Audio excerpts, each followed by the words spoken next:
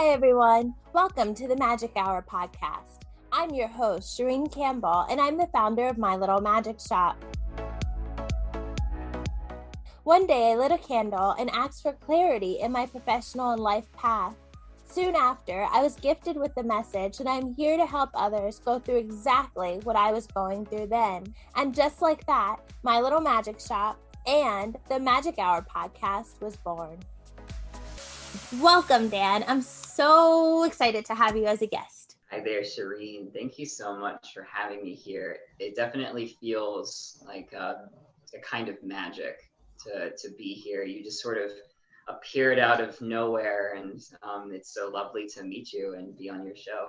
Thank you so much. Oh, I love that. I love when people say magic. It just makes me feel happy inside. Well, you'll like this. So right before this, right before I got your email, that is, I was facilitating my men's group called Becoming the King. It's all about helping men to empower themselves by accessing and channeling the energies of the archetypes within themselves, the masculine archetypes of the king, the warrior, the magician, and the lover. And so we had just finished one of our meetings on the magician, and then right after that, I was like, "What's this email from the Magic Hour?" Oh my God, I love that. That's fantastic. Oh, I can't wait to talk to you about all of that stuff. But I really love to kind of ground us first and kind of in your upbringing and a little bit about you before we get into all of the magical stuff, because I think it's really important for all of our folks out there to hear a little bit more about our healers. First things first, you got to tell me about your name. Daka. So, my name is Dan Wilson. The word Daka is actually derivative of the word Dakini, which is a Tibetan word that describes a kind of spiritual entity. It's like a female spiritual entity. It translates to sky dancer. And these entities are essentially muses for the practitioners of the Tibetan Tantric path. So I'm not an initiate of traditional Tibetan Tantra, but the word Dakini and Daka has been used by people who are practicing Tantra in a more modern context to refer to themselves using that name. And so Daka is the masculine version of that word. And it resonates with me to this day, even though my path has become more complex than, simply Tantra yoga, because it has this kind of air of a priest, if you will. And, different people will have their ideas about what that means. And to me, it's this kind of power word to connect me to my path and how seriously I take my path and how seriously I take, the people who are right in front of me who are on their path. Wow. I love that. I don't know. I'll be honest. I had absolutely no idea, because I was like, sometimes I don't Google these things before because I like surprises. Had no idea that was what you were going to say, but I feel like that was so beautiful and it really resonated with me. Like, I had never seen the word before. So thank you so much for explaining and sharing that. Okay. So I'm going to take it way back. Can you tell me a little bit about your upbringing? Like, where did you grow up? Where are you from? What's your family like? So I live right now in Annapolis, Maryland. And so I'm not entirely too far away from where I grew up. I grew up in Southern Maryland in northern Calvert County, where I passed 18 cornfields on the way to my school. I'm the son of a real estate investor and a Reiki master. And so, it was inevitable for me to become a kind of spiritual entrepreneur. I really felt like from that young age, my parents are far from perfect people, but I really did feel like I've learned important lessons about unconditional love from them, which, are truly invaluable in the context of life. And I grew up with a brother, and we also grew up Catholic. And I think from a young age, that gave me a kind of appreciation for ritual, so to speak. Although by the time I was getting to high school, getting into that more rebellious kind of phase of life, started a metal band and declared myself an atheist and sort of, went that whole route. And then by the time I was finished with high school, I was really ready for college. And so I ended up going to St. John's College, which is just down the road from where I am now. It's a liberal arts school. We sat around tables of no more than 20 students talking about the great books of the Western civilization, from the ancient Greeks on to the last century of philosophy, mathematics, science, music, you know, you name it. When I was in college, I started to have a lot of expansive experiences. My best friends were deadheads, and so like my taste in music changed and my personality kind of changed with it. I had some of my first psychedelic experiences, and I was starting to have a real like revolution in who I saw I was and what I really wanted out of my life and who I wanted to have around me, what I wanted to do. That summer after my freshman year, I had my first experience with DMT, dimethyltryptamine, which for those of you, your viewers that don't know, is one of the most powerful hallucinogenic substances known to man. Our brains secrete it when we die. I experienced an ego death that day, whereas essentially I wasn't really me anymore. I was a free-floating consciousness in space, and sort of encountered this form of source consciousness as if it was a star, and it was me, and it was God, and it was everything, kind of communicated to me without language that I needed to reconceive what I thought the word God meant for myself. And so after I came back from that and was like, oh yeah, my name is Dan, and I'm in Greenwich, Connecticut, and here's my two friends with me, and I'm, you know, like a son to these people and a brother to this person, and, you know, just kind of piecing my whole life back together. It was sort of this huge reset button on my spiritual path. And it was right on time, because as I went into my sophomore year of college, and then for the next several years, I went through sort of this series of trials and tribulations, if you will. This was like one of those dark nights of the soul kind of times where I had this really traumatic breakup with my girlfriend at the time. It was betrayal laden, and, you know, in a small community of 500 students, you know, it just wasn't a very good time. And, you know, to cope with that, I was, you know, drinking a lot and developed sort of addiction to prescription study drugs like Ritalin. And it was like at that point where I was kind of like, you know, spiraling down into this phase of sort of insomnia and self-loathing, you know, showing up to my Monday morning lab classes strung out, you know, and not having anything of value to say about Galileo or electromagnetism, that I just knew something needed to change. You know, I like looked at myself in the mirror one day and just like knew that I wasn't being who I really was, and that I needed to make a powerful decision to change. And I find that a lot of people, when they tell transformative stories, there is like that moment for them. And this was that moment for me. I decided to go head first, diving into the tools that were right in front of me that were accessible to heal and change and transform, which at the time were the methods of the Universal Healing Tao. I studied Mantak Chia's work from a distance, watching videos and reading books before I ever went to work with them. And so sitting down and doing my inner smile meditation, balancing my energy body, using the microcosmic orbit, channeling that sexual energy and those sexual alchemy, Qi Gong practices, really healing my relationship with my sexuality that I had been abusing, you know, during that time as well. The Wim Hof method also was really, really powerfully transformative for me. The yoga, the breath work, the exposure to the cold, all of that really helped me to understand firsthand a level of vitality that any pharmaceutical couldn't even come close to. Wow. So I'm going to pause because you just dropped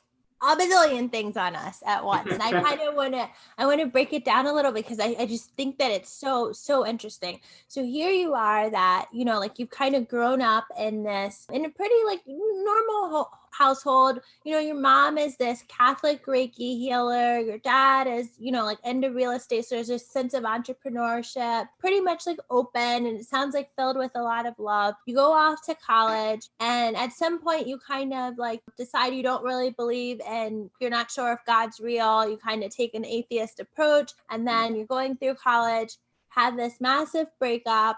And at what point, like, so just so I had the order of things right, the experience with DMT, did that happen after the breakup or before? It happened before a lot of these things started to go south, which I think was important, because that really like blew open my conviction in my pursuit of truth, you know, because I had always been like looking for the truth. I had always been very philosophically minded. That's why I went to a philosophical school, I was missing a real tried and true devotion to like a feeling of God, like a really like firsthand kind of, this is it, Yeah. of source consciousness, of Yeah. something bigger than myself, because I just knew it wasn't what the Pope was talking about, like I knew it wasn't like the same system or structure that was like allowing people in power to abuse children and all of that, like the systemic damage and abuse. It was something different. So I rejected all of that and needed to, in order to find something different. I love that, because it's like, it's interesting. It's almost like the DMT could have been like the kind of, or so there's in astrology, there's like planet Pluto really is the planet of destruction and rebirth. So like most people are familiar with this energy, but like it kind of has a habit of like just blowing everything up so that you can be born anew. And it sounds like this experience was almost like the catalyst, and then the universe responded, was like, okay, it's time, like let's just like blow the whole thing up so that you can, you can start this new journey. And then it's like, you kind of, at that point, you didn't have the tools to kind of reassemble things at that point. And so like at first, like you start getting into the drinking and the drugs and like, whatever it was. And then you're like, wait a second, there has to be a better way. And then you start to embrace the tools. And I feel like, oh, that's such a beautiful story. So like, tell me a little bit more about what was the very first modality or practice that you picked up, and like, what made you pick that one? That's a good question. I think so. So you're looking at my stuff a little bit. You probably know that at least some of my work has to do with sexual healing and sexual empowerment for men and women. So at some point, I don't even remember how I began to come across it, but Mantak Chia, Taoist Grandmaster, he's sort of famous for writing the book, The Multi-Orgasmic Man. And so he was one of the pioneers of this idea of this kind of like spiritually, sexually empowered masculine figure in a modern society, in a modern relationship. And I became fascinated with that idea. And so I had bought several of his books, probably like closer to the beginning of my sophomore year of college, and just had them in my orbit, so I like had studied this stuff like a little bit, but had read like some things along with some other meditations, but hadn't really like gone head first into it. To read something is different than to practice it. Yep, that's real. So it started with just a fascination. By the time that I was actually like having some of these really challenging experiences, of which I've only described half of them to you, it forced me to have to very consciously choose a better life versus mediocrity and suffering. Those were the tools that I had that were right there. Because I was also at that time, because I was addicted to the study drugs. Prescription amphetamines are they're not good. They're not good. So I was an insomniac. There were some nights where it's like I was, like masturbating like a couple times in a night just to get tired enough to fall asleep. So I could have like a wink, before going to class. I was definitely out of touch with my own body, out of touch with my own sexuality, especially because of the breakup in that context. I was really heartbroken. So my heart was very shut down. I was using my body in not very honoring ways. And I just saw these tools and this path as this like deep form of self-love, because that's exactly what it is. It's sitting with yourself and inviting these energies into yourself and circulating these energies within yourself and raising your vibration. Like the inner smile, like I talked to you about, is literally like smiling to the organs in your body and bringing your entire emotional body into harmony with itself.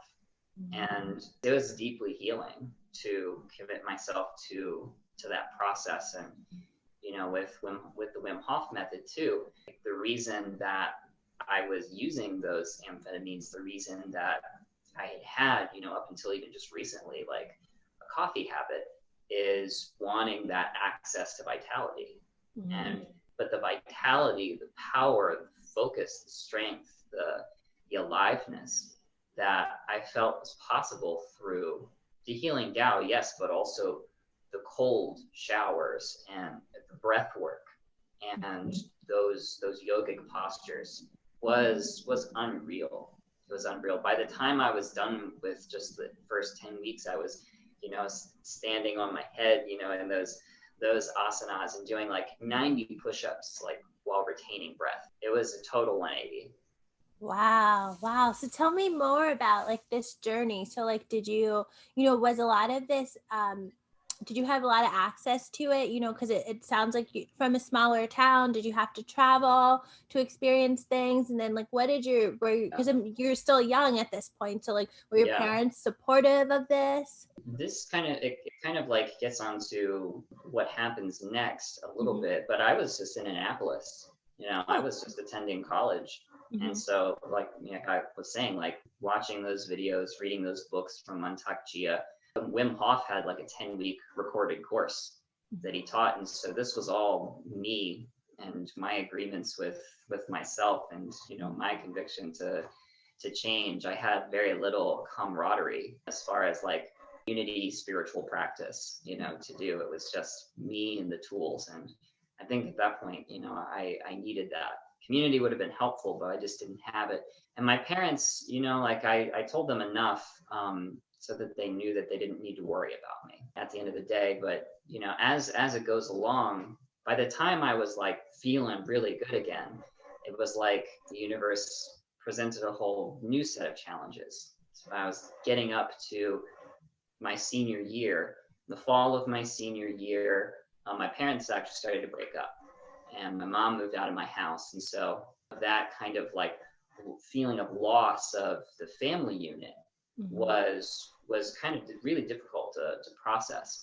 We weren't sure what was happening. At the end of that first semester, the very end of 2015, I actually got expelled from my school, sort of out of nowhere, sort of very suddenly. Me and two of my close friends all got pulled into administrative office within an hour and a half of each other, and psychologically coerced to admit that we were involved in some trade of marijuana, psychedelics, things like that, on a very small scale, on a absolutely negligibly small scale. It's kind of funny how little we were actually doing. And that was sort of a betrayal thing. Our names were fed to the administration, is what we believe, by someone who we were close friends with. So there was like a betrayal kind of woven into that.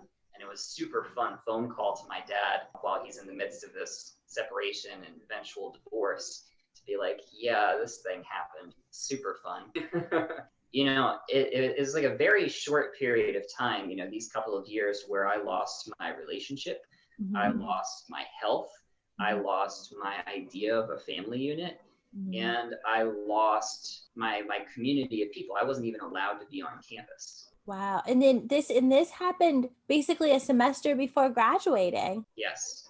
Holy geez, like that's talk about terrible, like a weird timing, because I don't know how the rest of the story ends, but I'm like, that is some auspicious timing. It certainly was the result of it, because all of those things, it felt like everything that I could project an identity onto kind of dissolved.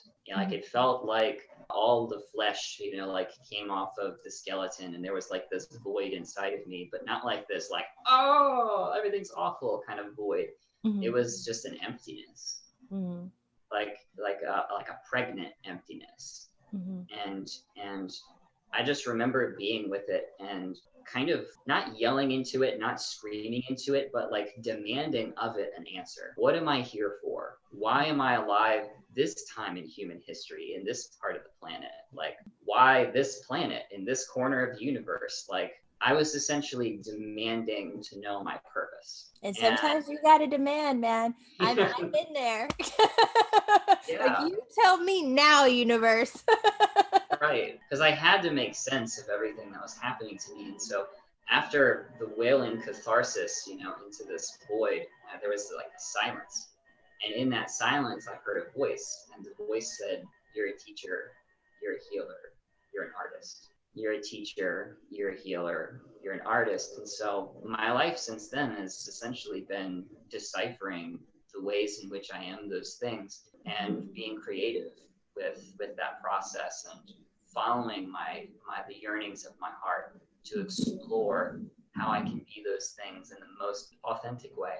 Mm-hmm. Oh, I love that. Thank you so much for sharing such a vulnerable and intimate story. I think that when people share that, level of intimacy with each other, it's just beautiful because like, and not to say that your story is not special, but I think that there's lots of people going through so many similar things, and like there could be someone out there listening at this moment, like, like I'm going through this one thing and I'm really struggling with my purpose, and like to hear that, other people have gone through this same moment, which is not something that's widely talked about, like that all of those big questions that you were asking yourself, most of us have asked those, like, why am I here right now on this planet in this body? Like, why? What am I supposed to do? And I love that you shared it in such a beautiful way. I want to talk a little bit more about these different modalities, right? Because for someone who's not as familiar, so like I don't know too much about Tao, I don't know too much about Tantric, I don't know Tantra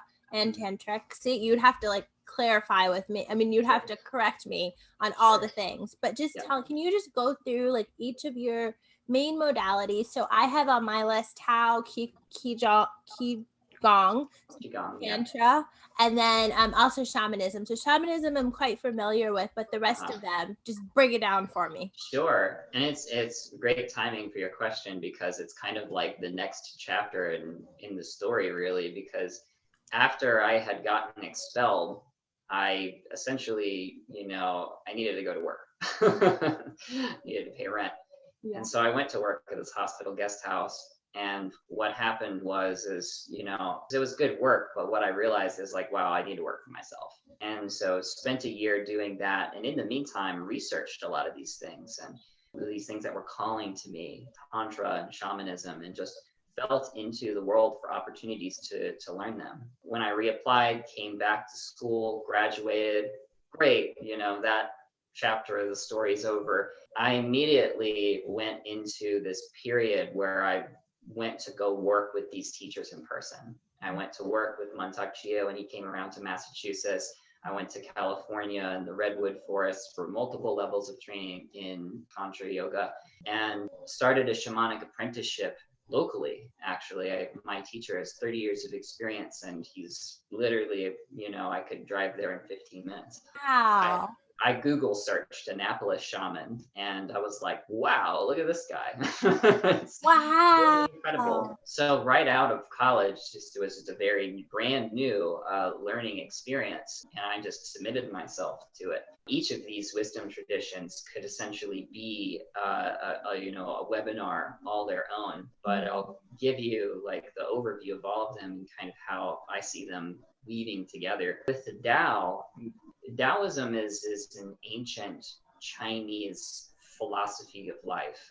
Tao is the way. And so this idea of being, even just saying that, like got this kind of like resonance in my body, is to say that we can be in harmony with nature, that there are universal natural laws, and that if we attune ourselves to these natural laws, we can essentially do everything and be doing nothing. That concept, wu wei, non-doing. For example, the ways that someone can follow a Taoist path, I mean, acupuncture is a Taoist path, feng shui, Tai Chi, all of these things are essentially Taoist practices. They're practices of feeling into the flow of Qi and the universal life energy that's flowing through everything, but the study and practice of how it flows through us. So with my practice of Master Chia's universal Tao, it's a practice of harnessing that Qi within ourselves, not exactly through a bunch of movement Qi Gong. Like a lot of people, it might look like Tai Chi and there are all of these movements. His system is actually much more about sitting meditation and moving energy within ourselves. And so those basic practices, the inner smile, smiling into your organs, activating the parasympathetic nervous system, consciously choosing to exit fight or flight and get into rest and digest, feed and breathe. 6 healing sounds, breathing heavy energies, toxic emotions out of those organs and inviting in lighter energy into them. I learned as well that in other wisdom traditions like shamanism, they do very similar thing, breathing out those heavy energies, inviting in energies from nature, essentially, and then circulating this refined energy in the pathways of the body, the meridians, the energy circuits. And there's also this idea of the sexual alchemy. Tantra, parts of Tantra sort of have the same thing, where sexual energy is this raw energy. In Taoism, they call it Jing. And so you raise that energy, it becomes more refined. That raw physical energy becomes life force. And then you refine it even more, and that life force becomes virtue, and it becomes compassion and courage and love and calmness and peacefulness and wisdom. And so it's essentially this refinement of the energies that already exist inside of us for the betterment of our own soul. The levels of attainment that are described in some of these books and scriptures, I don't even feel qualified to talk about because I'm nowhere close to experiencing them. It was deeply transformative to learn about that, and his system is huge. I mean, it's vast. I barely know a quarter of the techniques, although you don't need to know all of them to have a beautiful experience. And with Tantra, when I was in college and, essentially throughout my life, I've always been that person that people open up to. And I had had a lot of experiences with women opening up to me specifically about, their wounding at the hands of men, especially in a sexual context. These emanations of the toxic patriarchal culture that we live in. And so I felt very called to embody a source of healing for people who are seeking integration from those kinds of experiences, to be a integrated masculine being that feminine people could find a sense of healing from, that they could have their relationship to the masculine healed through the solidity of my own energy. And this is what attracted me to the school that I learned from. And the school is not perfect, and the teacher is especially not perfect. But what it did teach me is the foundations of a practice of tuning into the consciousness of my own body and holding space for authentic sexual healing and transformation in other people. It gave me new perspectives on my own path as a sexually empowered man.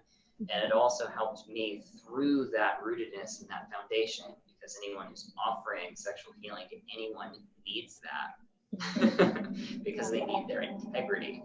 The receiver needs their integrity. It really helped me to understand how to do that in a way that felt really grounded and really authentic, and a platform for me to do that work with. So with Tantra, Tantra in general is very difficult to talk about. It's spoken of as a technology of realizing non-dual consciousness. So duality, there's me, the perceiver, and then there's everything else. That's the object. There's me, the perceiver, and then there's you. If we see those things as separate, then there's duality. Likewise, if we see God and creation as two different things, then we're in a perspective of duality. And light and dark. Right, exactly, yeah. So Tantra is this, it's a technology to help people achieve more non-dual states of consciousness. And this is in the traditional sense, and it's yoga, it's meditation. It's not explicitly, anything too crazy like a lot of people would think. In the modern day, the word Tantra is used to describe a lot of different sexual practices. To be honest, those are the ones that I'm most familiar with. I'm now studying Tantra yoga under Harish Christopher Wallace, who's founded the Tantric Institute. Now he has a retreat center in Portugal. This sexualized sort of Western Tantra is more aptly called Neo-Tantra. because there's really only like 3% of those ancient texts that have a basis of sexual practice. And so most of the people who are teaching Tantra aren't really teaching those techniques in accordance with the ancient practices that are rightly called Tantra. So it's a very controversial subject, and it's one of the reasons I started going by Daka Dan the medicine man rather than Daka Dan the Tantra man. Got it. Yeah. I mean, there have been documentaries recently on just like the more toxic part of it, you know? So I think that people, and also I think that there's a lot of taboo around any of these topics that have to do specifically with, you know, with sexuality. So I think that, I think that people there's a lot of, there's a lot of misinformation. There's been some highlights in terms of really toxic uses of it. So I think that it's definitely something that we should be all having conversations about. And then there's also like the whole shame element. Like there's a lot to like kind of really get through.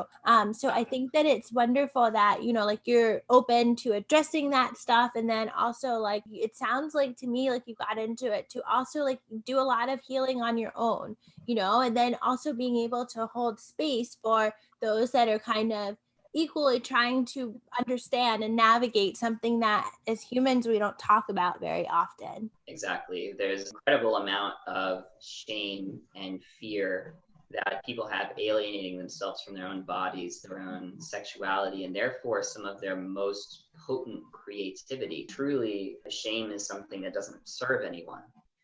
It just alienates us from our essence and who we really are. And so to help people to come into balance and union with their own sexual energy so that they can also authentically connect with other people in a sexual way that is actually empowering for everyone rather than, you know, destructive like it so often is, unfortunately, nowadays. It is God's work. Absolutely. But it needs to be done in a very responsible way. Like you're saying, it definitely takes a high degree of integrity to do that work.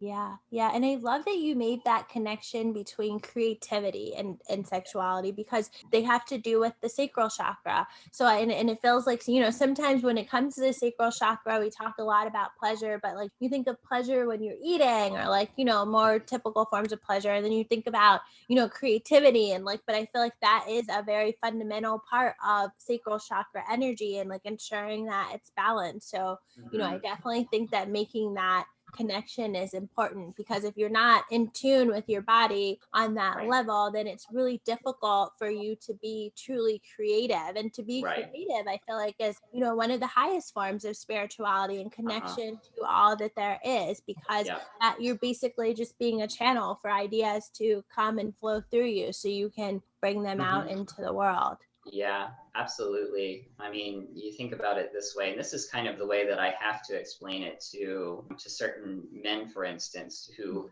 might not understand why they would want to pursue the kind of sexual self-mastery that I teach to my clients, for instance, because they're like, well, why would I even care to have orgasms without ejaculating? And, you know, who cares about that? Like, you know, and it's like, well, I can think of 20 reasons to care about that off the top of my head, but like, let's think about this for a second. A sperm and an egg are powerful enough when they meet to create a new life. Wow, that's so powerful. And how many eggs does, you know, a woman have? How many sperm cells does a man have? Millions of them, millions and millions of them. And that's so powerful. So if you think about those physical cells and what they're able to do in creating new life, what is the energy, the vibrations, right, that are behind them if they're harnessed? What can those vibrations, what can that energy help to create in the world? It's an incredible, incredible thing to contemplate. And it's not a new idea either. It's an ancient idea, but it's talked about even in a modern context. Napoleon Hill, who wrote Think and Grow Rich back in the early 20th century, chapter 13 is called something about like transmutation of sexual energy. And that's a mainstream book, you know, that was a mainstream book 70 years ago and talked about by a businessman who talked to hundreds of the most successful businessmen in the world. And most of them talked about some form of transmuting that sexual energy into creating something that obviously for them resulted in incredible, practically unfathomable to the average person wealth. And you think about athletes. People talk about athletes all the time. Like that's Right. another thing that I know is widely discussed. So speaking of men, you know, and like teaching these wonderful ancient practices. So you recently wrote a book called Manifesto for Authentic Masculinity. Oh, love it. Do you want to, can you tell me a little bit about the book and then also your journey to writing it? I was inspired to write Manifesto for Authentic Masculinity and really contemplate the idea of authentic masculinity out of a kind of dissatisfaction for the cultural dialogue that we were having around the toxic masculine. Do phenomena that we call toxic masculine exist? Absolutely. Yes, rape culture is a thing. So the toxic masculine to me is, and this helps understand what authentic masculinity is. It is a masculine energy that is essentially egocentric. It teaches men that in order to have value, they need to be better than someone else, that they need to control someone else, that they need to demonstrate superiority or a capability of domination over other people in order to have inherent worth and value. And the things that men do in order to have that worth as determined by that patriarchal code can be heinous. It can be anything from, like petty things like that are still hurtful, like, like using slurs, for women, or treating women like sexual objects, to just outright rape. It can be, anything from taking your own self-worth and measuring it by your bank account to taking over other countries and having an imperialist mindset. It's something that, patriarchy, toxic masculinity, even when you use the phrase patriarchy, it can sound like it's a good deal for men. Oh, they're the leaders. They're the ones who have it good. But actually, it's only beneficial in like a very superficial material context, because anybody who's operating from that egocentric model is absolutely suffering inside of their own souls. They've been deceived because they've been told that their worth and their value, their sense of strength, must be outsourced to these external modes of measurement. And so to contradict that with the authentic masculine is a paradigm shift from that mode of domination over others to dominion within oneself, to an exploration and expansion of an inner life, of a man or woman's own truth and creativity therefrom.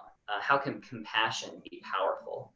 How can love be fierce? How can sexuality be sacred?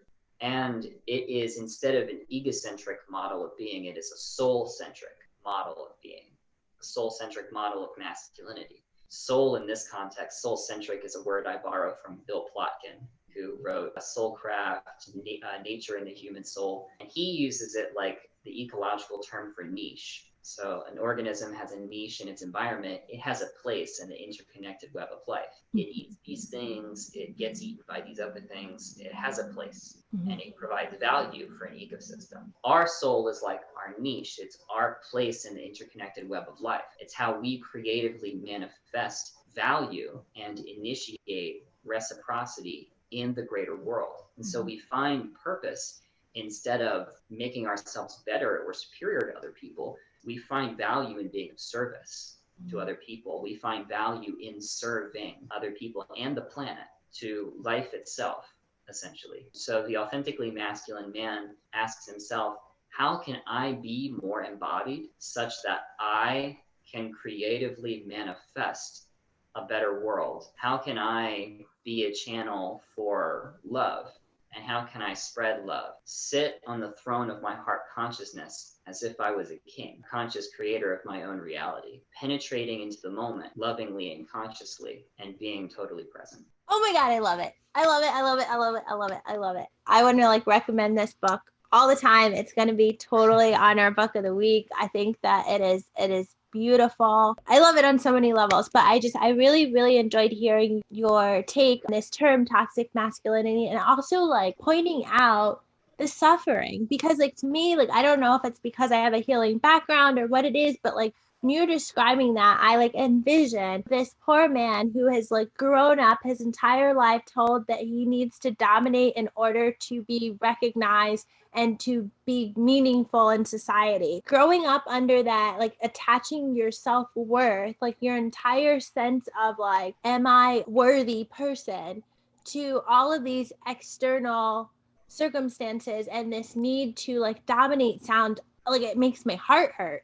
It sounds absolutely painful. And I feel like a lot of times in this toxic masculinity conversation, people are not recognizing or talking too much about like the suffering aspect of it and how like painful it could be, because that's why you see lots of men out there that, I mean, you've seen our president. So like, lots of men out there that are looking for so much outside of themselves and like neglecting all of like trying to get that self-worth and working on that self-worth internally, that are kind of just like going through life like really sad and unhappy and unable to fully reach their creative potential or like their soul's potential. So I think that the way that you described it and like the way that, like you're kind of talking about it and focusing on the suffering part is really beautiful and meaningful. And I imagine that it's probably so helpful to so many men out there. Do you find that there are a lot of men that are kind of starting to wanting to engage in this conversation? Like, or do you feel like you have to pull them in? Like, how open are people to this? Everybody is like, wherever they are in their own journey, truly. And I find myself in a position of doing very little pulling. Beautiful. Because what I've learned about my personality too, especially after, studying the Enneagram, is that I highly value in an unhelpful way the inner peace of other people. So if someone else is suffering, I have kind of this natural proclivity to want to be like, I can help you, or, what about this or whatever. So I like very consciously have to let people have their own journey and let people come to their own conclusions and, talk to them if they want to talk. Right. But I am not, preaching the gospel on the sidewalk, on a soapbox for sure, on a podcast all day long. But, you're not going to catch me trying to like, beat a dead horse and convince someone who doesn't have eyes to see or ears to hear. I really find a lot of value in the work that I do because the people that come to me, who become my clients, who join my men's groups, who are in that place, are people who are really ready to step into a container where they are ready to really commit to their soul's calling, who are really committed to calling in aligned soulmate style relationships, and people who like they're just committed to their embodiment. And it's not to say that they have to be perfect, that they have to have that hour a day yoga practice or whatever it looks like. They're imperfect people too, as I am. But it's one of those things where it's like, I'm not the one who converts people. I think by and large, it has to be life that converts people. People have to suffer for long enough in their egocentricity. Why can't we learn in a better way? Like, it's so funny. Like, it's I such know. a big part of the human experience. Like, pain is our catalyst. Like, I'm just like, Right. why can't happy be our catalyst? Yeah, it can be. We just have to get through the unnecessary suffering first, right? Because we have to realize that we're creating it for ourselves. Yeah. It's like we have to get far enough out of that victim complex and the, oh, woe is me, why does this always happen to me? Like life is happening to me, to like realize like maybe I'm creating my reality, and maybe I can create a different reality if I choose to be differently, if I live by different principles, if I commit to doing different things. If I choose to be present in this moment, and then again, and then again, and then again. If I take a deep breath, and then I take another deep breath, I keep doing that. I wish it was different too, and I don't, because, who am I to question? It's true. It's definitely true. Wow, that was so awesome. I thoroughly enjoyed talking to you today. Thank you so much for sharing your magic and all of your wonderful insight. So here at the Magic Hour, we always end an episode with 3 Feed Your Soul questions. I just really love to hear about how others, care for themselves spiritually and emotionally. Would you mind answering them for us? I would love to. First one is, are there any consistent activities or rituals you do to maintain a sense of inner peace? Absolutely. First thing in the morning, I do my very best to, make some really yummy tea and sit down and just journal. Just get stream of consciousness, writing down whatever's on my mind, revisiting my goals, writing my goals down. And then immediately moving my body, whether it's yoga, whether it's dance, whether it's calisthenics, and getting my blood flowing. And following that, take a cold shower, meditate for however long, and read. Because I love doing all those things. It's not like I have to become a better person. Like, I want to become a better person, but I legitimately enjoy doing all of those things. And whether it's like an hour that I have, before the first thing that I have to do, or I wake up early and I have 3 hours to do it. It's like when I give that time to myself, I feel like I've honored myself on that day. I love that. Similar things. I'm like working on my evening, getting some meditation and then, or making some tea, doing some self-treatment like yin yoga. My mornings are a lot more streamlined. I also love to play guitar. I've been a musician for 15 years and a singer-songwriter. When I make some time in the day, maybe like between appointments or something, to just pick up my guitar and play and sing, just feels really good. All those things really fill me up. When it comes to self-development, what are the tools or books that really offered life-changing discoveries for you? Talked a lot about the tools that have offered life-changing discoveries for me. Some of the books, a lot of the books actually, like I've read like in the past year that come to mind. Nature and the Human Soul comes to mind, Bill Plotkin. It's a big one, it's a long one. He really articulated this way for human beings to sort of see the human life cycle as represented by archetypes and understand the reciprocity in relationship with nature that people can cultivate in each of those periods of life, and how each of those periods of life reflect different manifestations of our soul's purpose. He's where I got soul-centric from. He was really influential in the writing of Manifesto. Another one that comes to mind, and it's the basis for the current men's group work that I'm doing, is called King, Warrior, Magician, Lover. When we're talking about masculine and feminine, it can be difficult to remove those things from, I would say, like a cultural context, what society's ideas of what sex and gender and men and women are supposed to be. And this helped to create this map of the masculine psyche, map of the masculine soul based on Jungian archetypal psychology. And I found it to be incredibly useful, and it's why I teach classes based on it now, because it just helped me understand how I express masculine energy in a really fresh way. And it's not a new book. I mean, they published it in 1990. It's ever fresh in its application. Those are two that come to mind. I went to St. John's. I spent 4 years reading all of the most influential books of Western culture. Okay, my third and final question. When you are in an emotional rut, what are your go-to ways to bring yourself out of that feeling?